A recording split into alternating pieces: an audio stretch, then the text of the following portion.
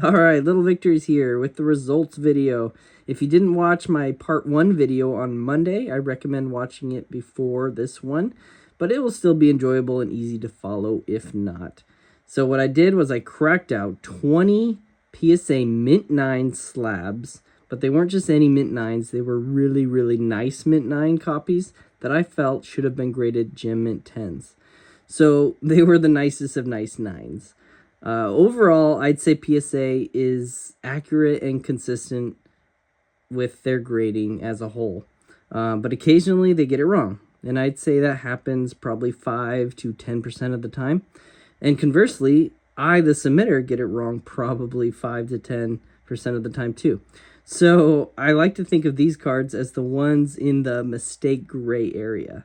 So my goal with this is a new 75% gem rate, meaning 15 out of the 20 of these cards needed to get gem 10s. So let's waste no more time. Let's see what happened. All right, here we go. All right, first card up. It looks like it was that Brock Purdy Neon Icon Silver. I like the look of this card very much. Obviously, previously got a 9. Let's see what he got. Gem Mint 10. Very happy with that. That's a cool looking card.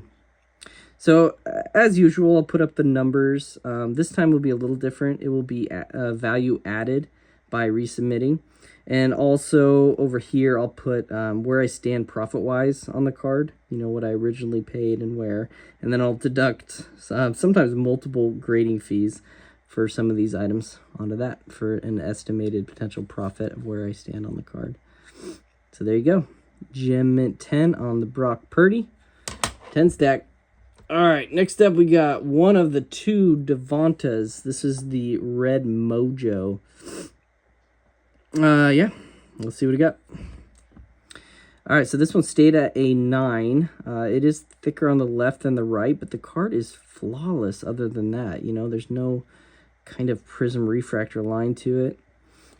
Back look great. So they just still don't like this card. That's okay. Mint 9.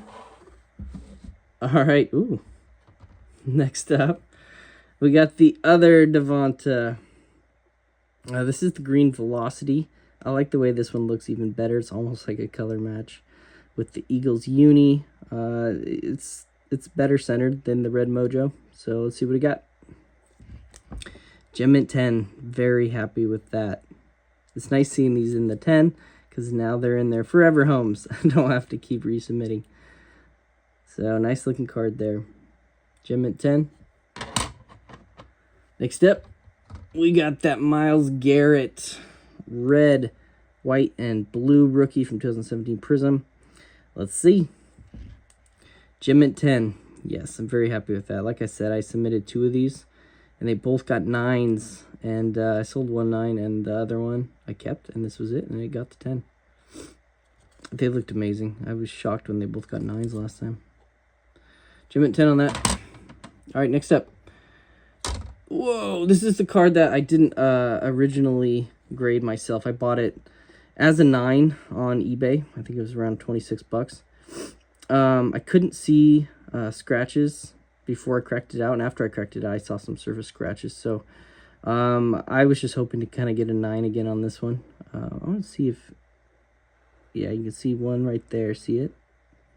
All the way through. So, and all the way through up here. And that's what I mean.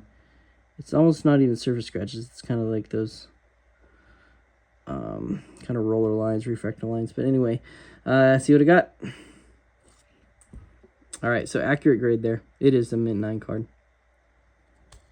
I wouldn't give it anything more. Still a cool card. Gold refractor, J.J. Watt. He will be a Hall of Famer.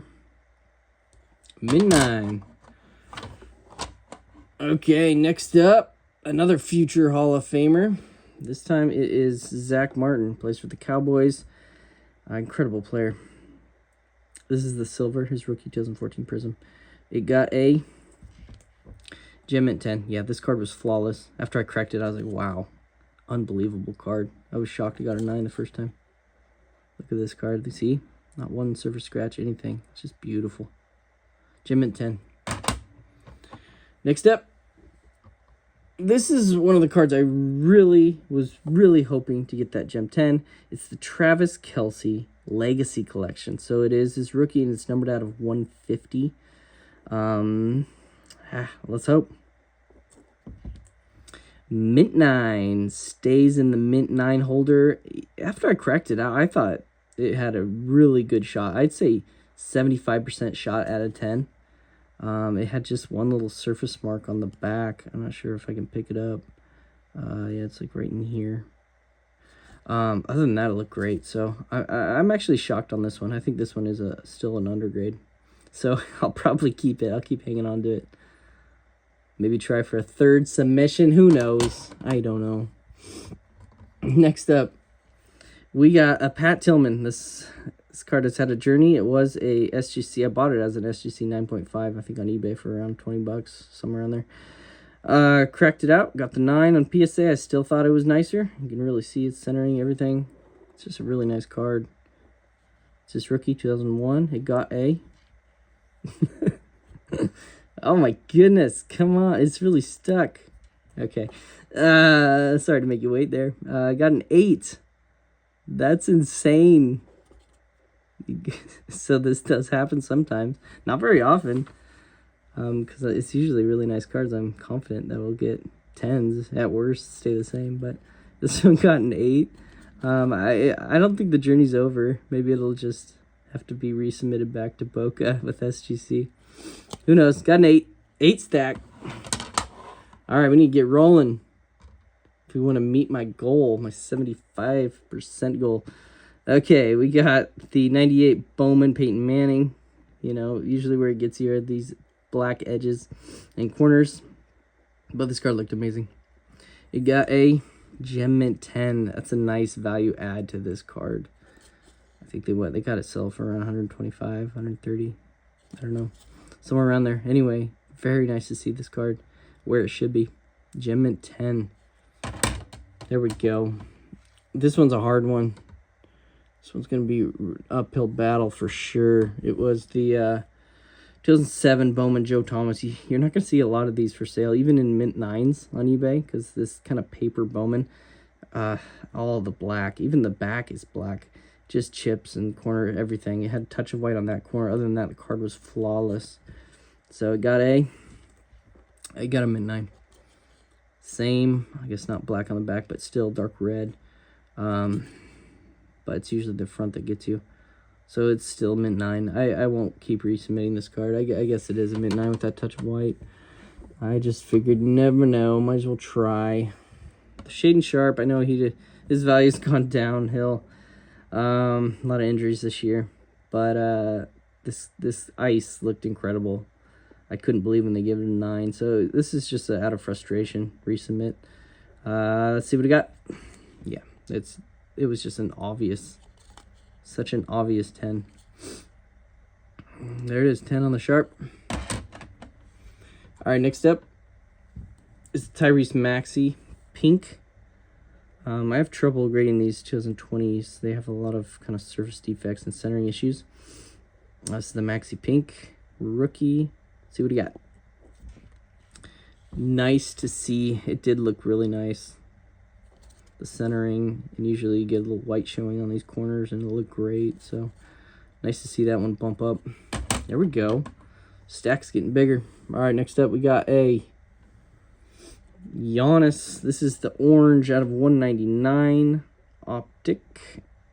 It got a 9. Let's see what it got.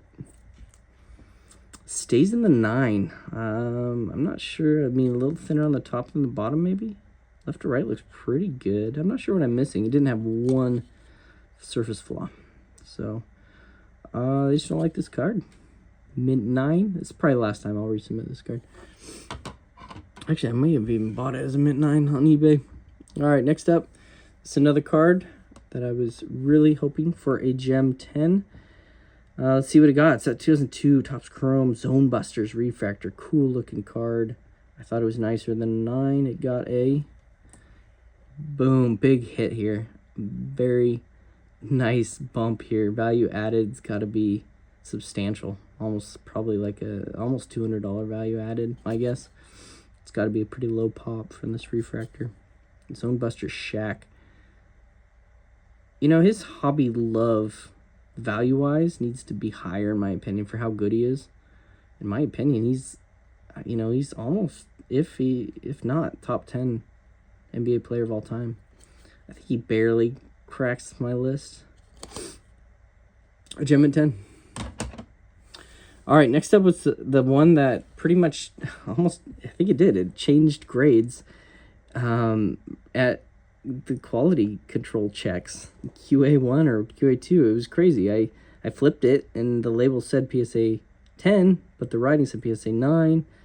Anyway, they ended up taking an extra 7 days, and it ended up being a mint 9, unfortunately. Like, come on, this card really was a 10. Just push it up. Anyway, let's see what it got. Yeah, there you go. I actually think this is a pop 1. It's in the accurate grade. I'm not sure why they did that the first time. They should give me my $15 back. Who knows? All right, next up we got a Chauncey. I'm grading more of his stuff because he's a finalist for the Hall of Fame this year. I think he'll get in, actually. Him and Vince Carter in this class. Anyway, this is the Bowman's Best refractor. It was flawless. Usually, if you know this card, it always has kind of surface scratches, imperfections, and the back always has a lot too. But this card didn't have any. So let's see what it got. I don't know. Yeah. I mean, look at this card. Sorry, my dog's hair. Yeah. I mean, look at it. It's incredible. This will be a bokeh, I'm thinking. Send it. I think it's a 9.5, if not a 10. I think it's a 10 SGC. So this will be interesting down the road. All right, next up we got another Chauncey. This was an in-between. I didn't grade it originally. I bought it off Comp C for like 20 or 25 bucks as a mint 9, and it looked good. I cracked it out and I saw a few little kind of roller kind of refractor lines on the surface that I wasn't thrilled about, so it was an in-between. See what it got. A gem mint 10. So this is a good hit, especially right now, because there's probably not a lot for sale of the refractors, and people are gearing up in hopes he makes the haul. So I honestly think this card will sell for around 150, if not more, especially if I'm the only one selling it. So nice hit here. I think this is a little bit of an overgrade, but I will take it, especially since they kind of screwed me on the other Billups. So gem at 10. I mean, we're getting close to that 75%, right? We got to make a run. 1997 Michael Jordan.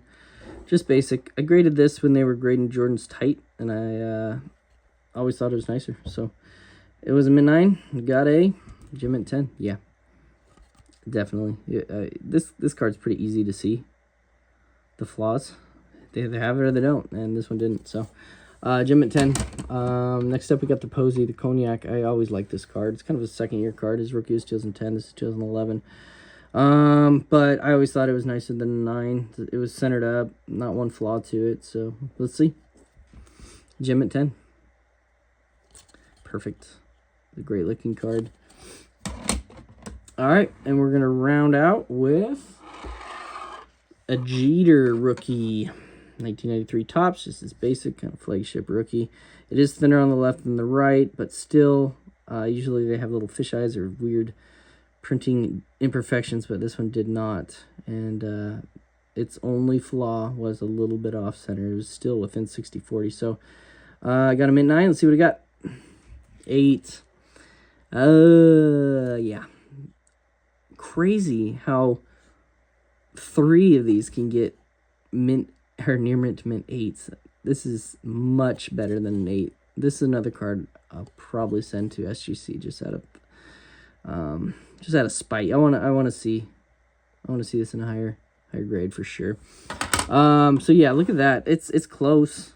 It's looking like how many? So yeah, it was like 12 out of the 20 got the gem mint 10. So that is a gem rate of 60%. So I failed to meet my 75% gem rate goal, but that's okay. If someone told me I was going to get 60%, I would have took it. I'm very happy with that. A little thrown by the 3 near mint to mint 8s, but that's okay. It's pretty crazy that only 4 out of the 20 got the same grade as before. That's nuts to me. Also, the estimated total value added for the order was around 900, so very happy with that number. And even after double submitting some of these, the estimated profit I will kind of make with these cards from what I originally bought them for is around $750. So there you go there. I'm going to go ahead and talk about why I kind of made this video, my thoughts about PSA, all that kind of stuff. Right now, feel free to stick around and listen if you like. If not, no big deal. I appreciate you watching this reveal. Okay. So I just wanted to acknowledge that this video isn't trying to bash PSA for being inconsistent or a flawed grading company or anything like that. I honestly don't believe PSA is out to get us. I think the discrepancies is simply caused by the subjectivity of grading cards. You know, humans grade cards, and each human has a different perspective. No one human is alike, and at PSA, you have, what, hundreds of different humans grading your orders. It's damn near impossible to get all of them on the same page. Plus, to hire graders that have the experience and knowledge to understand all of every single nuance of every single set from every single sport. It's just impossible. You know, even the most seasoned, experienced hobby experts don't know the ins and outs of every set. So what does this mean? It means that sometimes different graders are going to grade your cards differently. They're going to grade them wrong, and some of them will grade your cards right. And sometimes we as submitters are wrong. You know, we have those unrealistic expectations of our cards. So the point of this video is really to show you that not all your cards will be graded correctly. Most of the time, probably 90 to 95% of the time, they will be graded correctly. But the other 5 to 10% that are wrong, I'm here to tell you that you don't have to settle or accept the grade. You know, crack it out. Grade it with another company. Grade it with PSA again. It doesn't matter. All the grading companies have their flaws and their strengths. So, you know, like I said, no grading company is out to get you or giving you low grades just so you will resubmit back to them to make more money. It's not that. It's simply human uniqueness and personal perspective causing the grading discrepancies. Yeah, it's unfair sometimes, but sometimes they overgrade too. And yes, resubmitting does mean more money to PSA, but you know, guess what? It also means more money for you too in a lot of cases, or else people wouldn't be doing it. They wouldn't be cracking out and resubmitting. I wouldn't be doing it. The resale value is just so great for PSA. It's unlike any other grading company out there. So, you know, if you're in this for the business side, I think it's essential that you crack and resubmit, you know, if it makes sense for the bottom line to do so. There's just too much price discrepancy between mint 9s and a gem mint 10. I mean, heck, there's too much of a discrepancy between a near mint to mint 8 and a mint 9. So if it makes sense financially to roll the dice again, then I say roll the dice. Okay, so back to the point of this video. I think it is important. The point I'm getting across is that you should save the cards you felt were undergraded. Don't sell them, you know, save them for a later date when you can crack them out. I think this is kind of proof that, you know, 12 out of the 20 cards moving into a gem mint 10 is pretty solid proof that it all depends on that specific grader you get on that specific day, on that specific order. So hell yeah, I'm going to keep rolling the dice to get the right grader. All right, so thanks for listening to my thoughts. I'm going to end this video with my only wish from PSA. I'm obviously a fan of them, and I appreciate them more than ever before, and I've been grading with them since 2002. But my only wish for them is to, in some way or fashion, add some grading notes, please. It could be a quick note, but at least give us something to go off. You know, we need to understand what you were thinking when assessing our card. And I think PSA should for sure do this. For sure do grader notes on the higher level premium services. I can see not doing it for the special, the $15 specials, the value bulks and stuff like that. But, you know, paying up for a service, you should at least get grader notes, in my opinion. Let me know your thoughts down below. All right, I hope you enjoyed this video. I had fun making it, and I should have some really exciting reveals to come. Thanks again for watching.